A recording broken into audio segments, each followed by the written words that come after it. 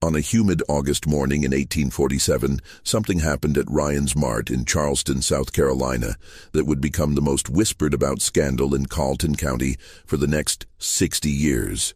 A planter named Samuel Rutledge paid $5, the lowest bid ever recorded at that auction house. For a woman the auctioneer had described as unmarketable for any purpose but field labor. Within 18 months, she would become the most sought-after woman in 3 counties. Her presence at Rutledge's plantation spawning dozens of unexplained visits from Charleston's most prominent men.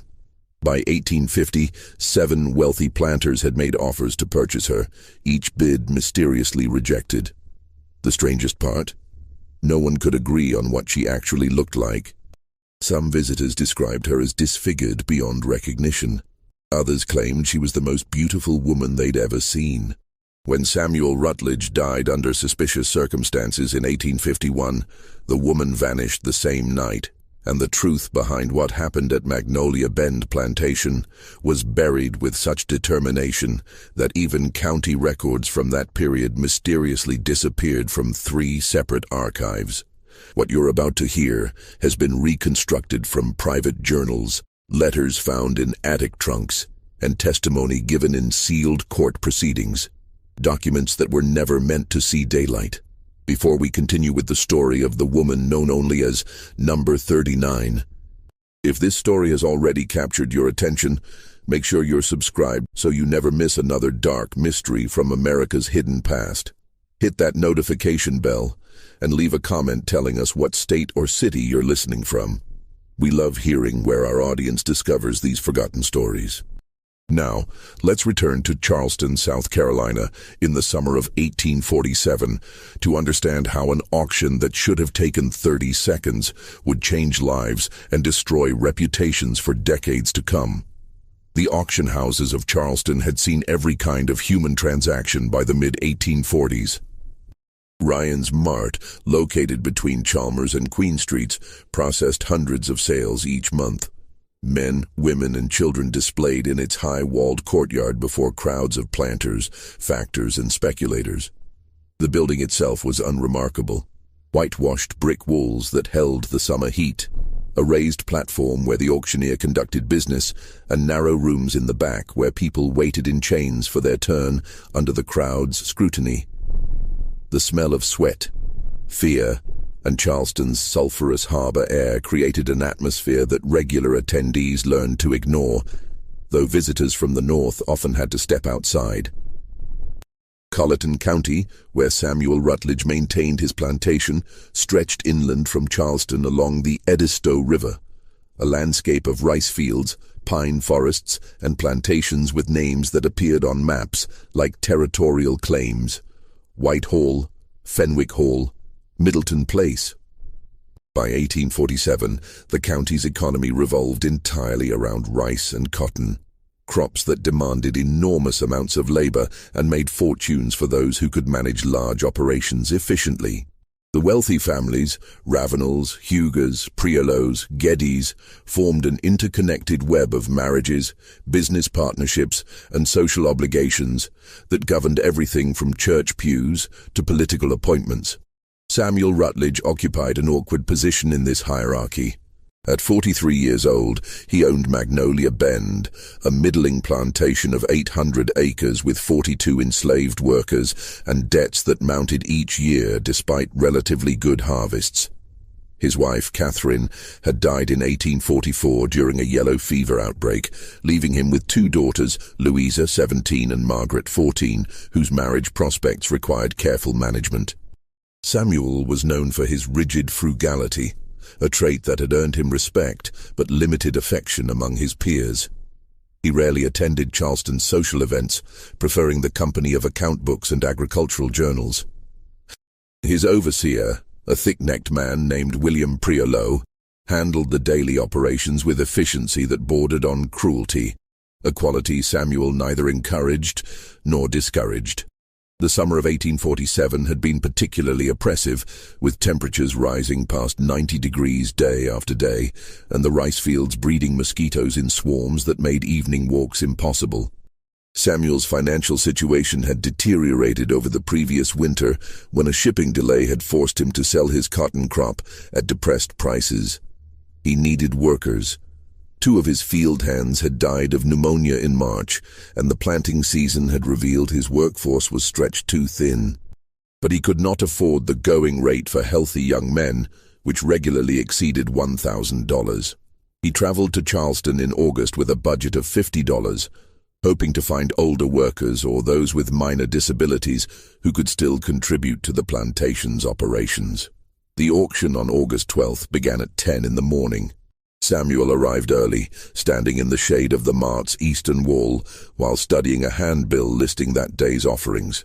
23 people would be sold, ranging from a blacksmith estimated to bring $1,500 to several children whose value depended entirely on whether they would be purchased with their mothers. Samuel's attention focused on the older listings.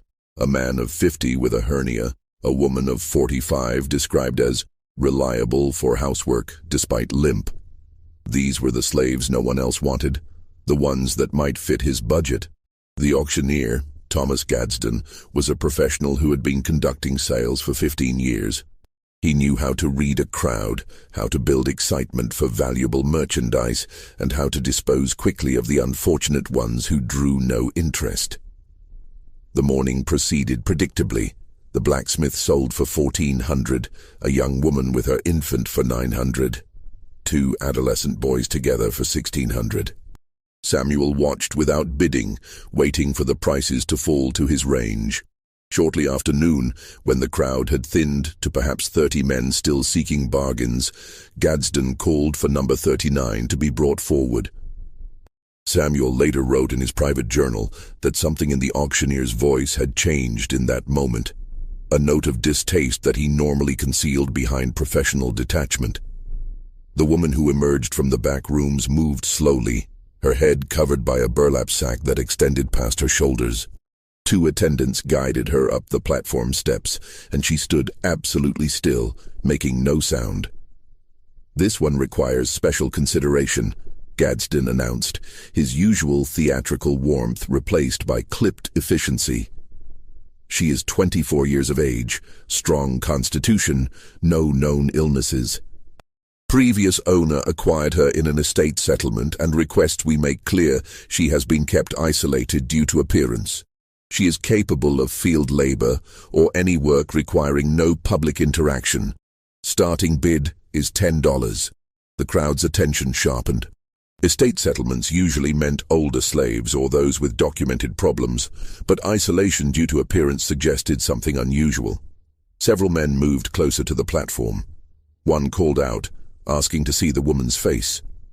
Gadsden hesitated, a hesitation that Samuel noticed because in all the auctions he had attended, he had never seen the auctioneer pause before displaying merchandise. "The seller," Gadsden said carefully, "has instructed that her face remain covered until purchase is complete. I am authorized to tell you she sustained severe scarring in a fire during childhood. She is fully functional and has vision in both eyes. However, her appearance is markedly disfigured. The seller believes this is sufficient disclosure." What happened next became the subject of argument among those present. Some men immediately lost interest and drifted toward the exit, unwilling to purchase someone they could not fully examine. Others remained, intrigued by the mystery or calculating whether a severely disfigured worker might be valuable precisely because she would not attract the attention that created complications on plantations. A few men laughed, making crude jokes about fire damage and questioning whether anyone would bid even $5 for damaged goods. The bidding stalled at $10, then $9. When no one responded, Gadsden dropped his voice. $8. Surely someone needs a field hand. She is strong, young, will give you years of work. $7. $6. His face had flushed red.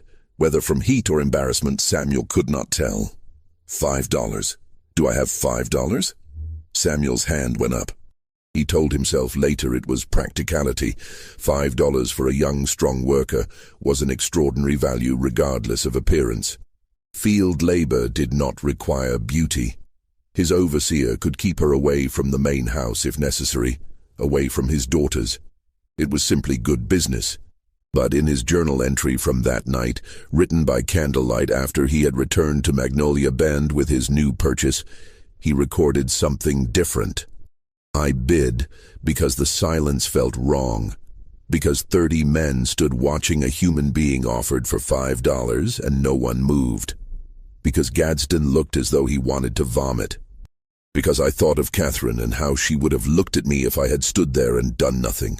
God forgive me, I bid out of shame, not sense. Sold to Samuel Rutledge of Magnolia Bend Plantation, Gadsden said quickly, relief evident in his voice. Papers will be ready within the hour. Next offering is number 40, male, age 32, experienced Cooper. Samuel barely heard the rest. He moved toward the Mart's office to complete the transaction, aware of the stares following him. A planter named James Huger, whom Samuel knew slightly from church, caught his arm as he passed. You have courage or madness, Rutledge. I would not bring something like that onto my land. Some things carry misfortune. Samuel pulled his arm free without responding. But Huger's words stayed with him during the ride back to Colleton County. The woman sitting silent in the back of his wagon, the burlap sack still covering her head, because he had not thought to remove it, and she had not asked.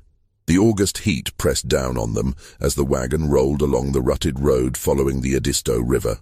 Spanish moss hung from the live oaks like gray shrouds, barely moving in the airless afternoon. Samuel tried twice to start a conversation, asking basic questions. Could she cook? Did she know anything about rice cultivation? Had she ever worked with indigo? But received only the briefest responses, her voice so quiet he could barely hear it over the wagon wheels. Yes, sir. No, sir. I don't know, sir. Eventually he gave up, and they completed the journey in silence broken only by bird calls and the distant sound of insects. Magnolia Bend appeared through the trees as the sun began its descent toward the western horizon. A 2-story house of weathered white planks with 6 columns and a wide veranda, surrounded by the practical buildings that kept a plantation functioning. Kitchen house, smokehouse, storage sheds, stables, and further back, hidden by a line of cedars, the cabins where the enslaved workers lived. Samuel directed the wagon toward the overseer's house, a modest structure near the cabins where William Priolo maintained his quarters and conducted plantation business. Priolo emerged as the wagon stopped, wiping sweat from his neck with a rag. He was a man of 35 with powerful shoulders and a face that seemed permanently set in an expression of evaluation, measuring everything he saw against some internal standard of usefulness. Samuel explained the purchase briefly. $5, field hand, fire scarring, to be put to work immediately on whatever task needed an extra pair of hands. Priolo circled the wagon, examining his new charge with the same attention he would give to a plow horse, though he made no move to remove the burlap covering. $5, Priolo repeated. What's wrong with her besides the face? Disease, madness, insubordination. The auctioneer claimed nothing, young, strong, full vision, simply unmarketable in appearance. And you believed him? Priolo's skepticism was clear. When has Gadsden ever told the full truth about damaged merchandise? Samuel had no answer to that. He instructed Priolo to assign the woman to whatever work needed doing and find her a cabin space. Then he drove the wagon to the main house, where his daughters waited on the veranda. Louisa had her mother's fair coloring and careful posture. Margaret was darker, more restless, constantly moving even when standing still. Both watched him with questions in their eyes, but he offered no explanations beyond acknowledging he had purchased one new worker to help with the upcoming harvest. That night, Samuel sat in his study with his account books open, but found himself unable to focus on the numbers. The $5 purchase bothered him in ways he could not articulate. He kept remembering the silence in the auction yard, the way grown men had stepped back from the platform as though proximity to the woman might somehow contaminate them. And he thought about the burlap sack still covering her face when Priolo had led her away to the cabins. He had not asked to see what was underneath. Neither had Priolo. They had both, by unspoken agreement, chosen not to look. The woman, Samuel realized he had not even asked her name, had not seen it on the bill of sale, had referred to her only as number 39, was assigned to the rice fields the following morning. The plantation's main cash crop required constant attention during the growing season. Flooding and draining according to precise schedules, weeding, watching for pests and disease, maintaining the trunks and ditches that controlled water flow. It was back-breaking labor performed in humid heat under clouds of mosquitoes, but it was also labor that kept workers relatively isolated from one another, each person responsible for their section of field. Priolo placed number 39 on the eastern parcel, furthest from the main house and the road, where she would have minimal contact with anyone. For 3 weeks, nothing unusual occurred. The woman worked in silence, apparently as strong as the auctioneer had claimed, completing her assigned tasks without complaint or conversation. The other workers left her alone, whether because of her covered face or simply because Priolo had instructed them to mind their own business. Samuel never learned. He rarely saw her, catching only distant glimpses when he rode out to inspect the fields. The burlap sack remained in place, and Samuel felt grateful he did not have to confront whatever was underneath. Then, on the first Sunday of September, everything changed. Samuel's daughters attended morning services at St. Bartholomew's Church, as they did every week. Margaret complained of a headache during the ride home and went directly to her room to rest. An hour later, Louisa found her sister on the bedroom floor, seizing violently, foam at her mouth, eyes rolled back until only the whites showed. Samuel sent immediately for Dr. Henry Middleton, the nearest physician who lived 4 miles away on his own plantation. While they waited, Margaret stopped seizing but did not wake, her breathing shallow and irregular, her skin cold despite the heat. Dr. Middleton arrived within 2 hours and examined Margaret thoroughly, checking her pulse, her pupils, her color, listening to her breathing. He asked about her diet, her activities, whether she had complained of pain or illness before the seizure. Samuel told him everything he could remember. Margaret had seemed entirely normal that morning, perhaps a bit quieter than usual, had eaten breakfast without issue, attended church, mentioned a headache. Nothing suggested the crisis that had followed. "I cannot determine a cause, Doctor," Middleton admitted after his examination. Sometimes young women experience these episodes due to hysteria or overexcitement, though Margaret has always seemed remarkably steady. "I will leave laudanum for the pain when she wakes and instructions for her care. If she has another seizure, send for me immediately. If she does not wake within 12 hours. He did not finish the sentence. Margaret woke that evening, confused and weak, with no memory of the seizure or the hours that followed. She complained that her headache had worsened, that light hurt her eyes, that she could not remember simple things, the name of their horse, the color of Louisa's church dress, what hymns they had sung that morning. Doctor Middleton had warned these symptoms might occur and recommended rest, darkness, and quiet. But over the following days, Margaret did not improve. The headaches continued, sometimes so severe she could not leave her bed. She had 2 more seizures, each frightening in their violence. Her memory became increasingly unreliable, forgetting conversations from an hour before, calling Louisa by their mother's name, asking when their father would return from Charleston, though he sat beside her. Samuel felt himself approaching the edge of an abyss he recognized from the months before Catherine's death, when medicine had failed, and he had watched helplessly as yellow fever had consumed his wife, 1 degree of temperature at a time. He sent for Dr. Middleton again. The physician examined Margaret once more and admitted he was mystified by her condition. "I have seen symptoms like this in patients who have suffered head injuries," he said, "or who have been exposed to certain toxins. But Margaret has experienced neither. I can provide nothing but rest and laudanum and prayer that whatever is affecting her will pass." But it did not pass. By the end of September, Margaret rarely left her bed. Her seizures had become more frequent. Her lucid moments grew shorter, and she had begun to speak about things that had not happened, describing conversations with people who had never visited, mentioning events that had never occurred. Louisa spent hours each day sitting with her sister, bathing her face with cool cloths, reading to her from scripture. Samuel watched his younger daughter disappear inside an illness that had no name and no cure, and for the first time since Catherine's death, he prayed with the desperation of someone who knows prayer is all that remains. It was Louisa who first suggested they should ask about traditional remedies.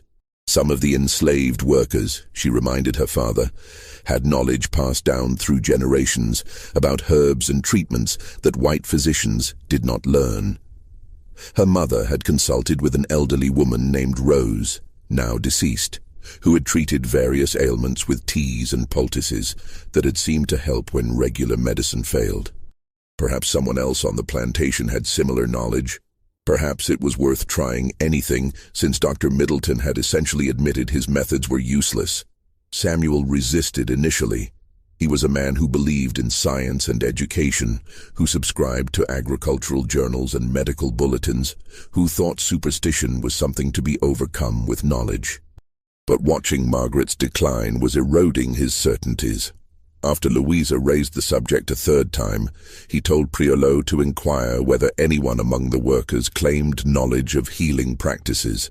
The overseer returned the following day with an answer that surprised Samuel. The woman from the auction, number 39, had apparently spent time with someone who practiced herb doctoring. She might know something that could help. Samuel told Priolo to bring the woman to the main house that evening after the field work was finished. The woman arrived at sunset, still wearing the burlap sack over her head and shoulders. Samuel met her on the back veranda, away from the windows where Louisa might see. Priolo stood nearby, his expression suggesting he thought this entire exercise was foolish, but was willing to humor his employer's desperation. Samuel explained Margaret's symptoms in detail: the seizures, the memory loss, the headaches, the confusion, the progressive weakness. He asked if the woman knew of anything that might help. The response came in that same quiet voice Samuel had heard only briefly during the wagon ride from Charleston. "I might know something, sir, if you would permit me to see the young lady and ask her some questions." Samuel hesitated. The thought of bringing this woman, whose face he had never seen, who had been described as markedly disfigured, into his daughter's sick room felt wrong in ways he could not articulate. But Margaret was dying. He knew that now, even if Dr. Middleton had been too professional to say it plainly. What did propriety matter if it cost him his child? He led the woman upstairs to Margaret's room, where Louisa sat beside the bed, reading scripture aloud. His older daughter looked up as they entered, and Samuel saw her eyes widen as she took in the burlap-covered figure standing in the doorway. He explained quickly. This woman might know of herbal remedies that could help. He had asked her to examine Margaret. They should try everything possible. Louisa's face showed doubt, but also hope. The combination that came from watching someone you love fade away, despite every prayer and medical intervention. The woman approached Margaret's bed slowly, as though trying not to startle her. Margaret lay with her eyes closed, her breathing shallow, her hair damp with sweat despite the evening cool.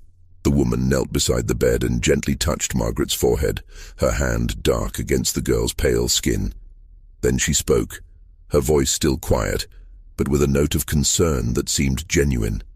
"Miss Margaret, can you hear me? Can you tell me when the headache started, when you first felt poorly?" Margaret's eyes opened slightly, unfocused and confused. "Mother?" she whispered. "Mother, my head hurts so much. When can we go home?" "Soon," the woman said softly. "Soon, child, but first I need to know some things.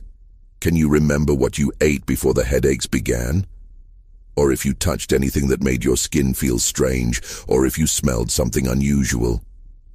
The questions continued for several minutes, gentle and patient, while Margaret drifted between awareness and confusion.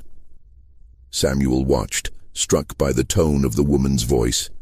It reminded him of how Catherine had spoken to the girls when they were small and frightened, a combination of comfort and strength that made everything seem less terrible.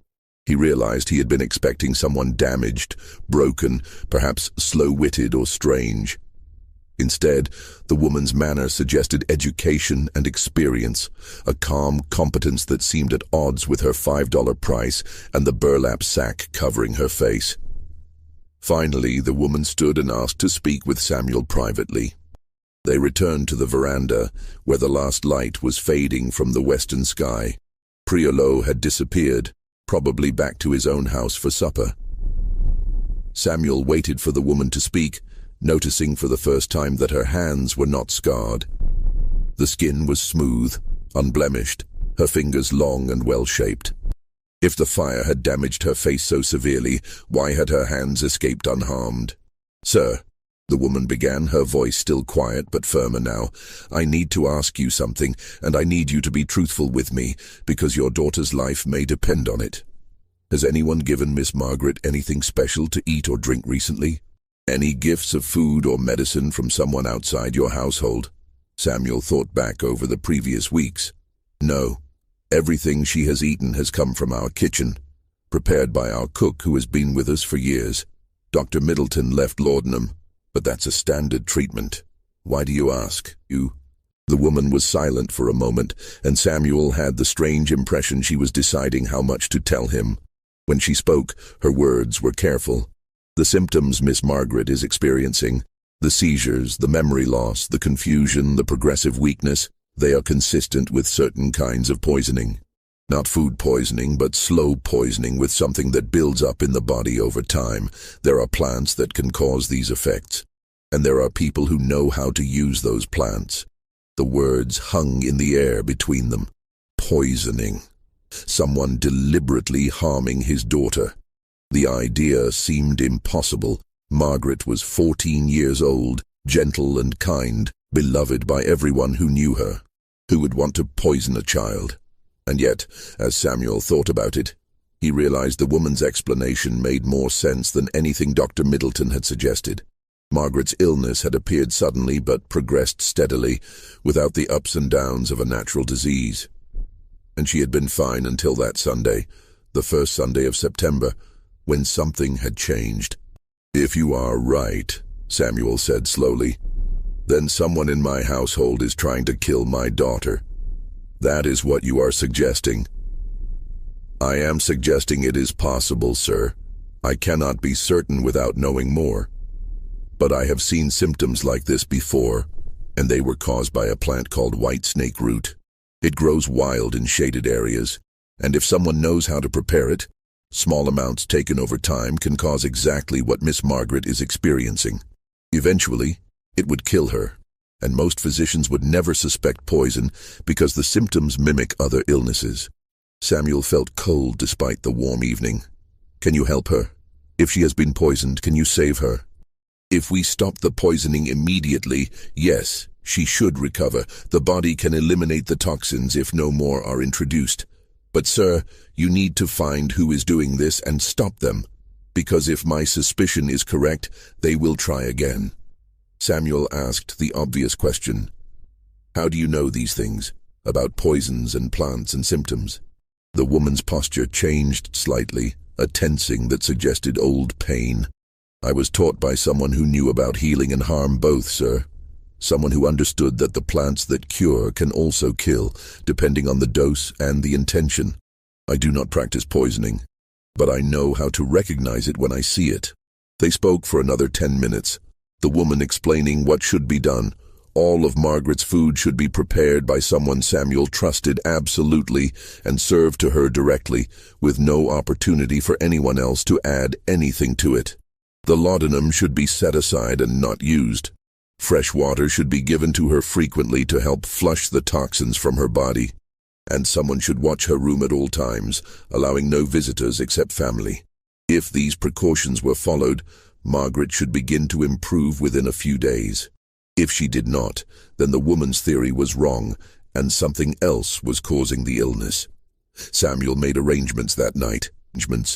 He instructed their cook, Patience, to prepare all of Margaret's meals personally and bring them directly to her room. He told Louisa what the woman had suggested about poison, watching his older daughter's face go pale with shock and horror. He asked Priolo to watch for anyone from the plantation who might be going near the main house at unusual times. And he sat in Margaret's room himself that night, unwilling to sleep while his daughter's life hung in the balance. By the third day, Margaret's condition had stabilized. The seizures stopped.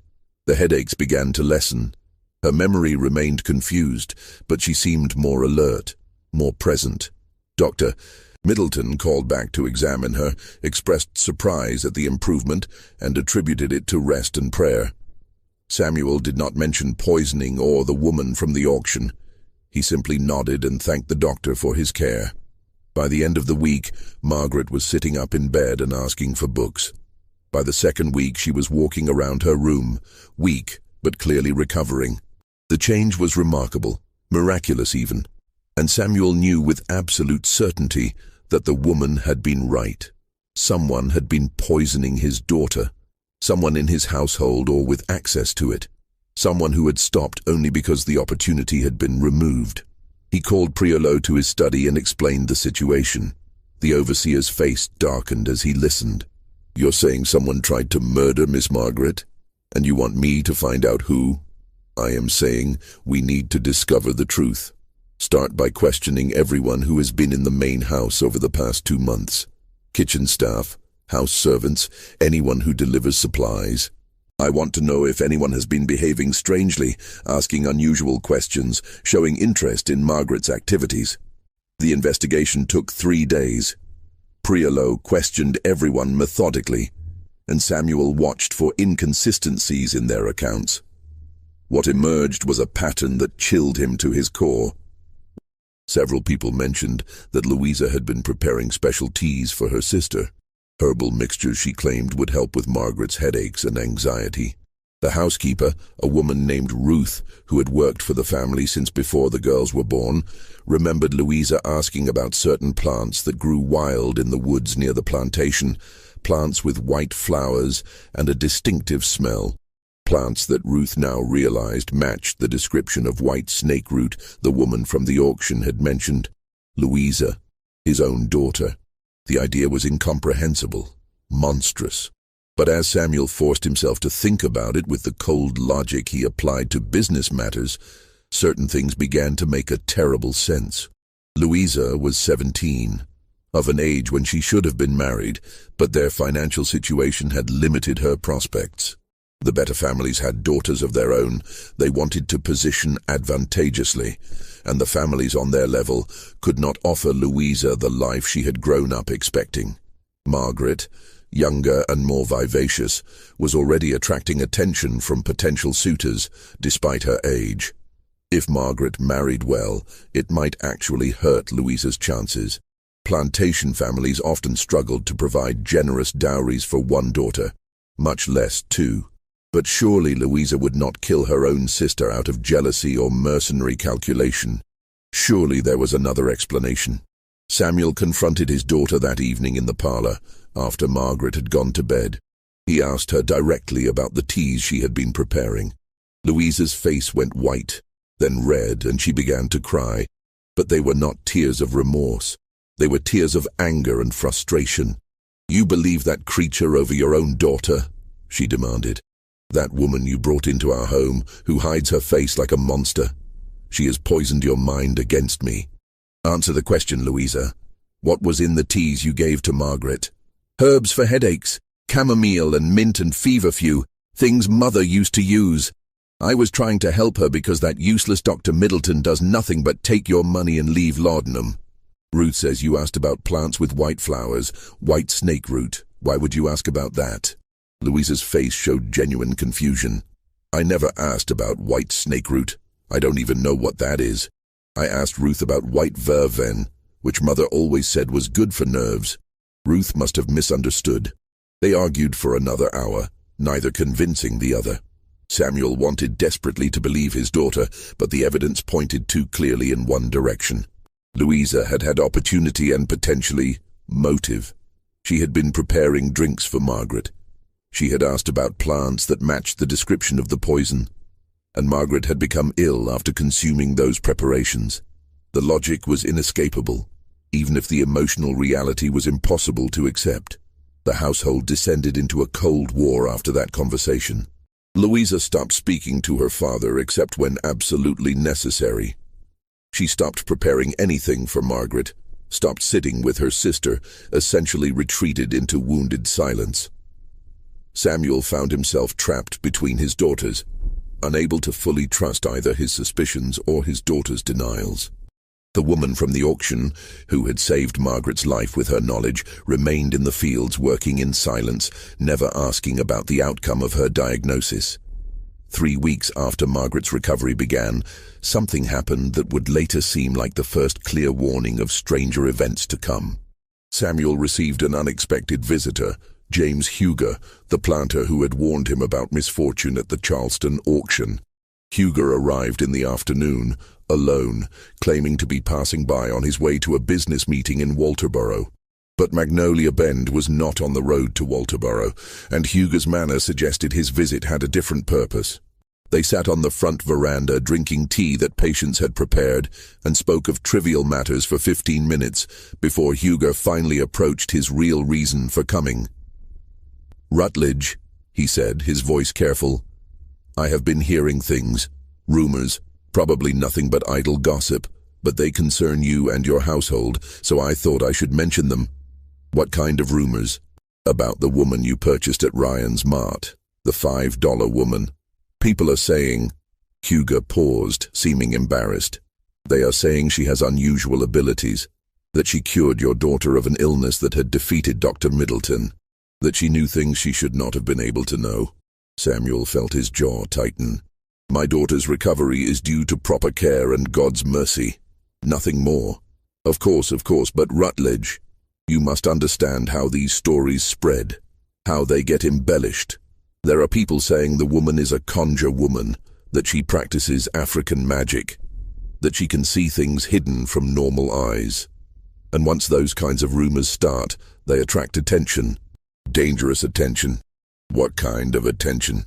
Huger shifted in his chair, clearly uncomfortable.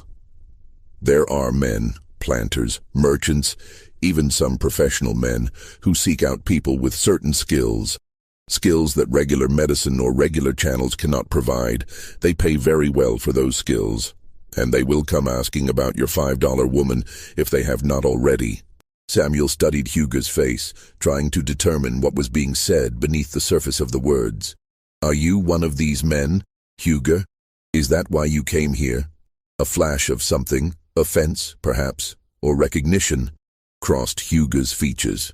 "I came to warn you, Rutledge, to tell you that you may have purchased something more valuable and more dangerous than you realized. That woman, whatever she is, whatever she knows, she will bring attention to your plantation, and not all of that attention will be welcome. Just when we thought we'd seen it all, the horror in Magnolia Bend intensifies." If this story is giving you chills, share this video with a friend who loves dark mysteries, hit that like button to support our content, and don't forget to subscribe to never miss stories like this. Let's discover together what happens next. After Huger left, Samuel called for Priolo and told him about the conversation. The overseer's response was immediate and harsh. "I told you that $5 was too cheap. Women like that come with complications. You should sell her before worse happens." "Sell her? She saved Margaret's life." "Maybe, or maybe Margaret would have recovered anyway. You're making a judgment based on hope and gratitude, not facts. And hope makes men stupid." Samuel could not deny the logic, but he also could not bring himself to sell someone who had done his family such service, regardless of how that service had been provided. He told Priolo to ensure the woman remained in the fields, away from the main house, and to report immediately if anyone came asking about her. Then he returned to his study and tried to focus on accounts, trying to ignore the growing sense that something in his ordered, rational world had come loose and was spiraling in directions he could neither predict nor control. Over the following weeks, the rumors Huger had mentioned began to manifest as reality. Men started appearing at Magnolia Bend, always with plausible reasons for their visits, inquiring about purchasing rice, asking directions to neighboring plantations, claiming to be interested in Samuel's farming methods. But their real interest became clear during casual conversations when they would mention the woman, asking in offhand ways whether Samuel was satisfied with his purchase, whether she had demonstrated any unusual skills, whether he might consider selling her for a substantial profit. Samuel refused every inquiry, but the visits continued. A merchant from Jacksonboro offered $200, 40 times what Samuel had paid. A planter from St. Stephen's Parish offered $500. A gentleman from Charleston, whose name Samuel recognized from newspaper articles about banking and shipping, offered $1,000, claiming he needed someone with knowledge of herbal medicine for his wife, who suffered from chronic ailments. Each refusal seemed to increase the next offer, and Samuel found himself wondering what would happen when the offers stopped. What would men who were accustomed to getting what they wanted do when polite purchase attempts failed? During this time, something else was happening, though Samuel only understood it in retrospect.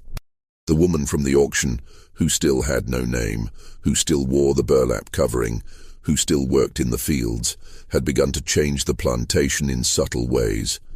Workers who had been sullen became more cooperative. Tasks that had been done carelessly were done well.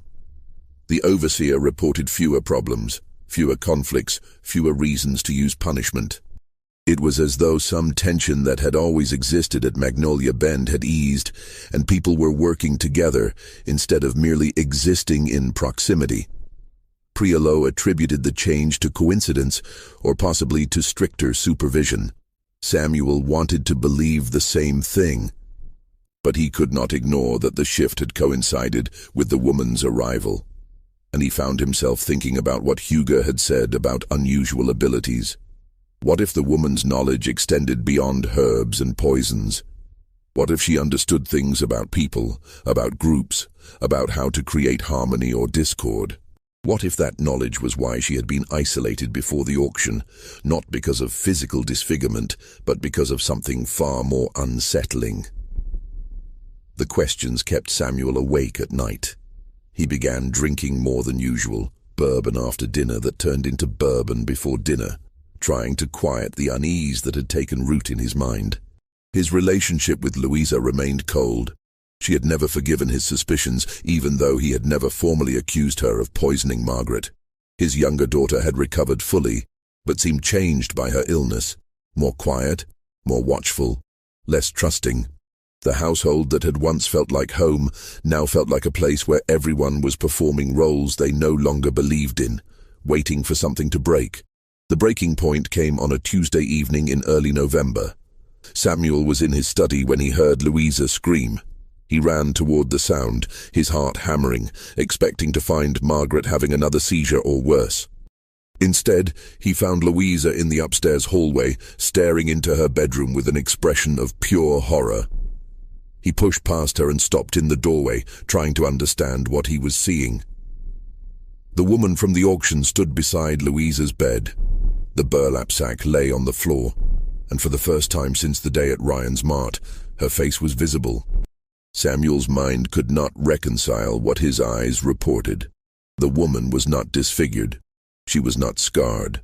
Her face was perfectly ordinary, perhaps even beautiful, with strong features and clear eyes and skin that showed no mark of fire or injury. She looked nothing like what the auctioneer had described, nothing like what Samuel had imagined during the month since he had purchased her. She looked like any woman might look, neither remarkable nor monstrous, simply human. But Louisa was screaming, "Monster! Monster! Get it away from me!" And the woman stood perfectly still, her expression unreadable, waiting. Samuel stepped into the room, positioning himself between his daughter and the woman. "What are you doing here?" he demanded. "How did you get into the house? Why have you removed your covering?" The woman's voice, when she spoke, had lost its quiet deference. It was strong now, clear, with an accent Samuel had not noticed before. Educated, northern inflected, nothing like what he would expect from someone sold for $5. "I came because I needed to speak with Miss Louisa, because she has been planning something and I wanted to prevent it. And I removed the sack because it was time for you to understand what you actually purchased." "Get out of my room!" Louisa shrieked. "Father, make it leave. It's evil, it's not human, it changes." "Changes," Samuel repeated. What do you mean, changes? The woman turned to face him fully, and Samuel felt something shift in his perception, like looking at an optical illusion and suddenly seeing it differently. The woman's face was the same, but also not the same. For a moment, just a fragment of a second, he thought he saw something else beneath the surface, a suggestion of another face, another form, like looking at a reflection in disturbed water. Then the moment passed, and she was simply a woman again, ordinary and unremarkable. I change, the woman said calmly, because people see what they expect to see, what they fear to see, or what they need to see. The auctioneer at Ryan's Mart expected to see someone disfigured, so that is what he saw. Your daughter expected to see a monster, so that is what she sees. You expected to see someone damaged but useful, so that is what you have seen. But none of those things are what I am. What I am is more complicated and more dangerous and more valuable than you have imagined. Samuel's hands were shaking.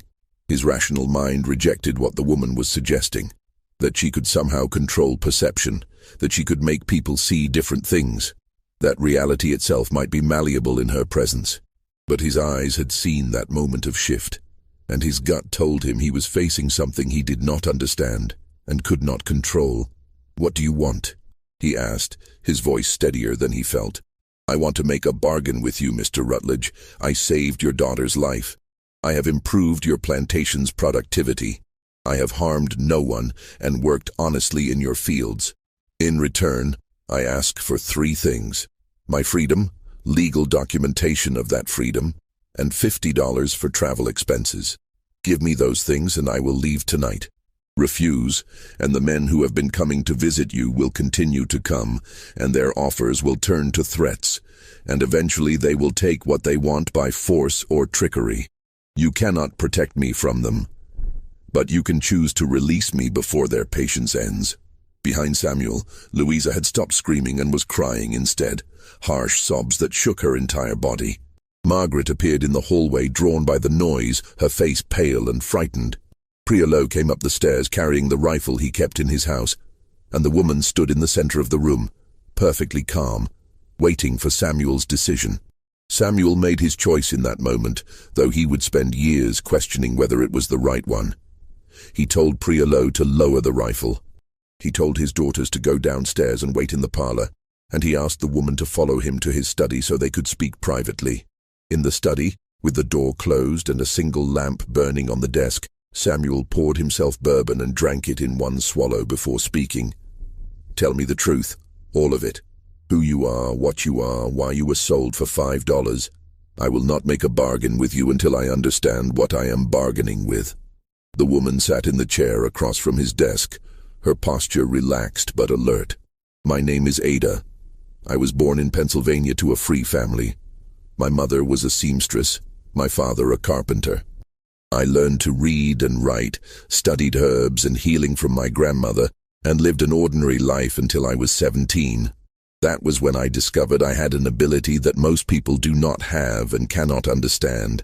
I could make people see things differently, not illusions exactly, more like adjustments to perception. If someone expected me to be beautiful, they would see beauty. If they expected ugliness, they would see scars. If they expected ordinariness, I would disappear into the background. The ability was not something I could control well at first.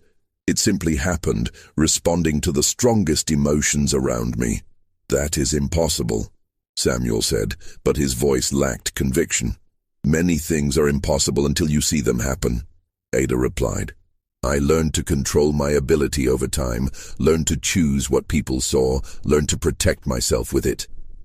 But I also learned that the ability made me dangerous, to myself and others. When people discovered what I could do, they wanted to use me. As a spy, a manipulator, a tool for their own purposes. Some wanted to display me as a curiosity. Others wanted to study me. The worst ones wanted to own me completely, to control what I could do and turn it toward their own ends. So I ran. I changed my appearance, moved south, tried to disappear, but I made a mistake. I trusted someone in Virginia who promised to help me reach a Quaker community in North Carolina. Instead, he sold me to a slave trader, claiming I was his runaway property. There was no proof to dispute his claim. I was simply declared property, and property I remained. Ada paused, and Samuel saw genuine emotion cross her face for the first time, something like sorrow or regret. The trader who purchased me in Virginia realized quickly that I was unusual. He tried to sell me several times, but I made sure potential buyers saw someone they did not want: disease, madness, hidden defects. He became frustrated and angry. He kept me isolated, covered, told other traders I was damaged beyond sale. Eventually, he died of influenza, and his estate included me among the assets to be liquidated. That is how I ended up at Ryan's Mart, with instructions to keep my face covered. Instructions I had planted in his mind before he died, ensuring I would not be examined too closely. I was hoping to be purchased by someone relatively kind, who I could escape from easily. Instead, I ended up here. Samuel listened to the story, trying to find holes in it, trying to preserve his rationality against the evidence of his own eyes. If you could make people see what you wanted, why did you let yourself be sold at all?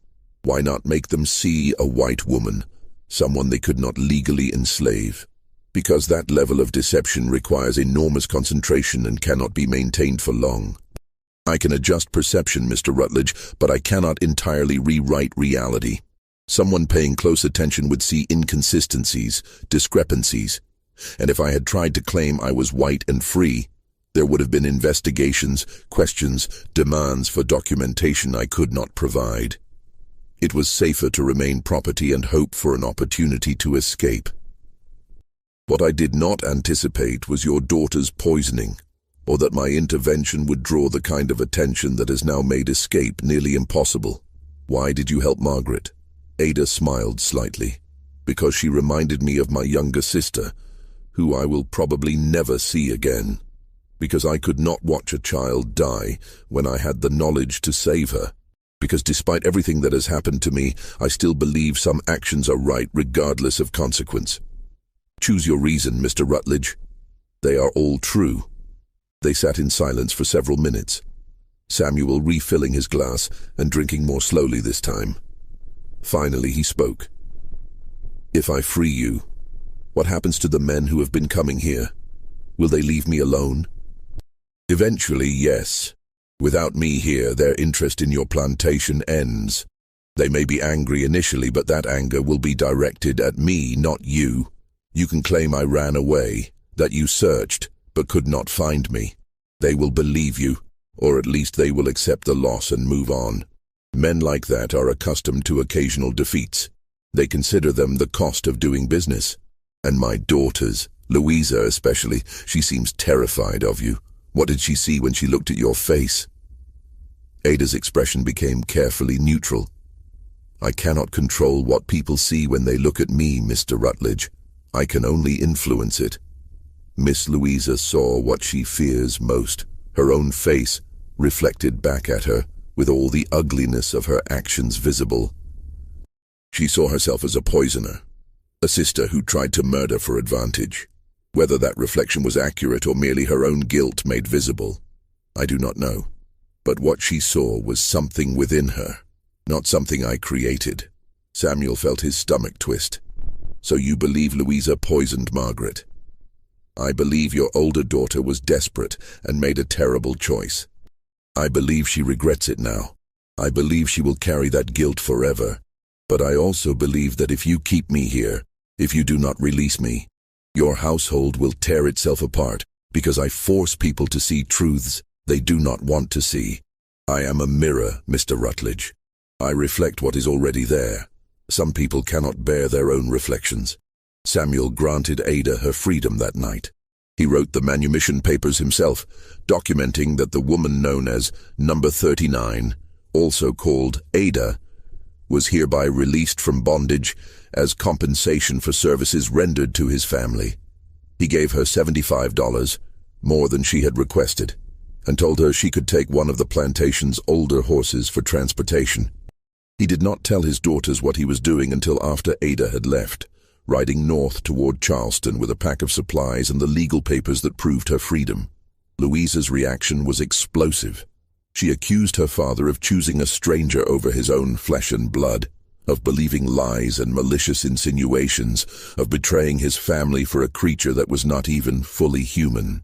Samuel let her rage until the words ran dry, and then he asked her a single question. "Did you poison your sister?" Louisa's face went through several transformations, fury to shock to something that might have been despair. She did not answer with words. She simply turned and walked away, and Samuel knew in that moment that Ada had been right. His daughter had tried to kill her own sister, and the guilt of that action would define her forever. Margaret recovered fully over the following months, though she never spoke about the period of her illness, except to say she remembered very little. Samuel told her that Louisa had been confused about which plants were safe, that the poisoning had been an accident born of ignorance rather than malice. Whether Margaret believed him, he never knew. The relationship between the sisters never recovered its former warmth, and when Louisa married 2 years later to a merchant from Georgetown, a marriage arranged through connections and desperation rather than affection, Margaret did not attend the wedding. The men who had been visiting Magnolia Bend stopped coming after Ada's departure. Samuel heard nothing more about his $5 purchase, though occasionally at church or in Charleston he would catch whispered fragments of conversation that suggested her story had become legend. Some said she had been a witch. Others claimed she was an angel sent to test men's souls.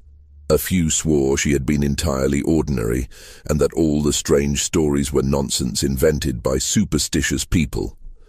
Samuel never corrected anyone or added his own account. He kept Ada's manumission papers in a locked drawer and spoke of her to no one except in vague terms when asked directly. Magnolia Bend Plantation continued its operations for another decade before Samuel sold it and moved to Charleston to be closer to Margaret, who had married a lawyer and given him 3 grandchildren.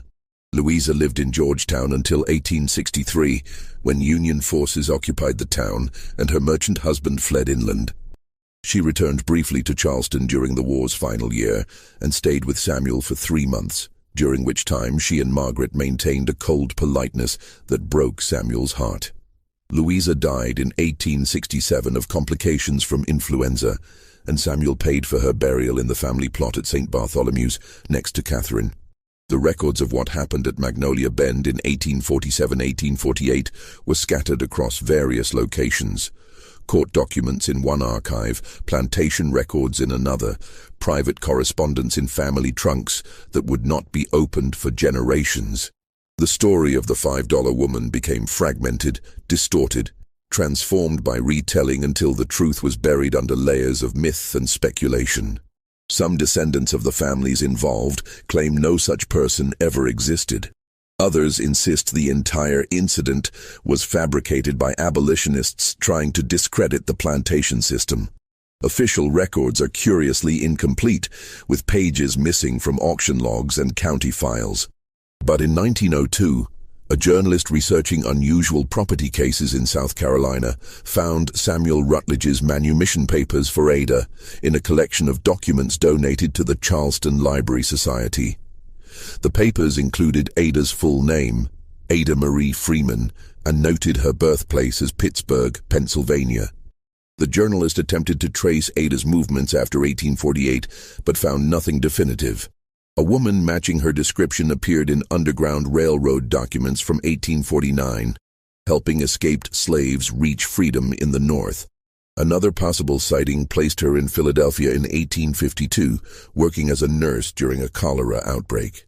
The last potential reference came from an 1871 letter written by a Quaker teacher in Ohio, mentioning a woman named Ada who ran a school for freed slaves and who had an unusual ability to help her students feel confident and valued regardless of their circumstances. Whether these references all pointed to the same person, or whether Ada Freeman disappeared into the vast American landscape and became one of thousands of people who lived and died without leaving clear traces, no historian has ever determined with certainty. What remains is Samuel Rutledge's journal entry from the night he freed her, written in handwriting that showed the effects of bourbon and emotion. Tonight, I released the woman I purchased for $5. I do not know if she was what she claimed to be, or if I simply saw what she wanted me to see. I do not know if she had supernatural abilities, or merely the courage and intelligence to survive impossible circumstances. What I know is this: she saved my daughter's life, and showed me that I had raised another daughter capable of murder. She held up a mirror to my household, and forced me to see truths I had been avoiding. Whether that makes her saint or demon or simply human, I cannot judge. I only know that after she left, my plantation seemed emptier, darker, as though something that had brought light, however uncomfortable, had been extinguished. God forgive me if I made the wrong choice. God help me if I made the right one. This mystery shows us that the most terrifying aspects of human nature often hide behind the faces we think we know. And that truth can be far stranger and more unsettling than any supernatural explanation. The story of Ada Freeman, if that was truly her name, reminds us that American history contains countless episodes that resist simple categorization, events that seem impossible until we recognize that human capability, whether for good or evil, extends far beyond what we typically acknowledge. What do you think of this story? Do you believe Ada Freeman had genuine abilities? Or was she simply a brilliant survivor who understood human psychology better than those around her? Do you think Louisa actually tried to poison Margaret? Or could there be another explanation? Leave your comment below with your theories. If you enjoyed this tale and want more horror stories like this, subscribe, hit the notification bell so you never miss an upload, and share this video with someone who loves mysteries that blur the line between history and legend. The past is filled with stories that demand to be told, and we'll keep bringing them to you, one dark secret at a time. See you in the next video.